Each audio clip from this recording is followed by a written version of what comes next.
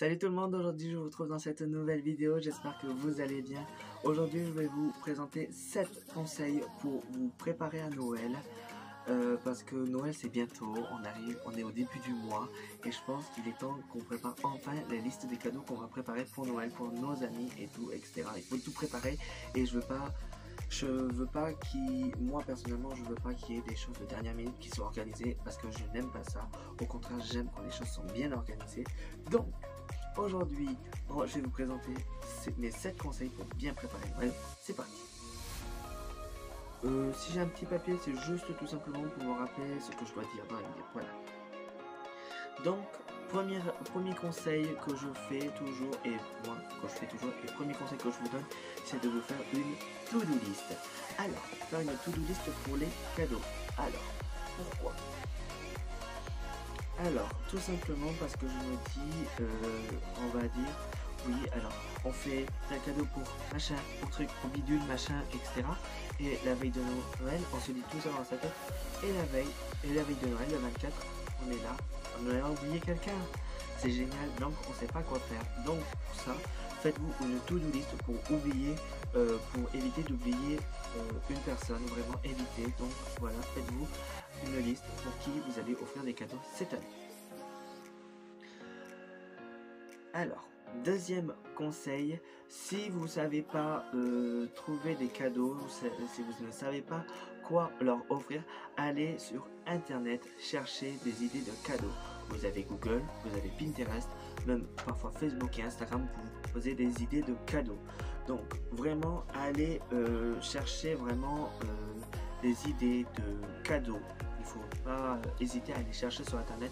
S'il le faut, allez vous inspirer de d'autres personnes parce que vraiment il ne faut pas hésiter à aller chercher des idées de cadeaux pour essayer de leur trouver des cadeaux qui vous plaisent et qui peuvent être dans votre budget. Comme ça vous pouvez même calculer le budget que vous avez à prévoir pour vos cadeaux cette année. Troisième conseil, c'est ne pas attendre les derniers jours pour les cadeaux et étaler plutôt dans le mois. Ça veut dire que dans le sens, vous n'allez pas faire le 24, aujourd'hui c'est le 24, on va aller faire le rush de Noël, ça veut dire c'est la dernière minute, on fait les cadeaux de Noël, on les met sur le sapin le lundi soir. Personnellement, moi je ne supporte pas ça, c'est généralement ces jours-là où je préfère les emballer les cadeaux, donc voilà.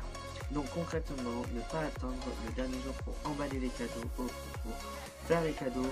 Prévoyez du temps quand même, étalez dans le mois comme ça, vous avez le budget plus expansible. Même moi, je préfère parfois commencer en octobre mes cadeaux de Noël, voire même septembre, je vous le dis, c'est très tôt, mais au moins, je suis large pour les cadeaux de Noël et je peux étaler mon budget sur plusieurs mois, comme ça fait petit à petit, au lieu de tout acheter et avoir une grosse somme et une grosse dépense le mois de décembre et en plus le même jour. Le 4, c'est préparer les vêtements pour la soirée. Alors, moi, c'est généralement, j'essaye de le faire chaque année, que ma famille me suit ou pas. Je trouve que le jour de Noël, pour le nouvel an, je trouve qu'il est important de bien s'habiller. Sinon, concrètement, on n'a pas envie de passer un bon réveillon. C'est chill, ok. T'as l'événement de la journée, d'accord. T'as le mode soirée, c'est réveillon, c'est quand même un soir où on est bien ensemble et qu'on a envie de passer du bon temps ensemble. Donc je me dis que c'est important quand même de passer du temps ensemble, mais il faut qu'on soit bien habillé quand même pour fêter ce réveillon de Noël. Donc il est important de préparer ses vêtements à l'avance, comme ça on sait ce qu'on va mettre ce soir-là. Et s'il nous manque un truc, on peut aller en magasin le chercher. Cinquième conseil, c'est de faire la wishlist de Noël. Alors, qu'est-ce que j'entends par wishlist de Noël? C'est faire les cadeaux des amis. Alors, concrètement, je vais vous expliquer.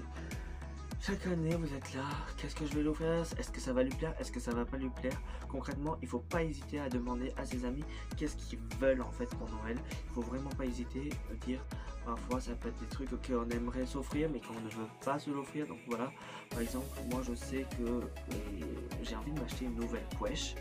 C'est une nouveauté, je vous en parlerai plus tard dans une autre vidéo. Et ben admettons, j'ai envie de m'offrir une nouvelle couèche, et ben je ne veux pas me l'offrir moi-même, ben je vais le laisser de côté et c'est peut-être quelqu'un qui va me l'offrir. Voilà, je laisse quelqu'un m'offrir le cadeau que j'aimerais avoir. C'est peut-être pas ça, ça peut être autre chose. Par exemple, il ne faut pas hésiter à demander à ses amis ou à ses membres de famille ce qu'ils aimeraient obtenir pour Noël, au lieu de leur offrir un truc tout pourri ou un truc qui ne leur plaît pas du tout. Voilà.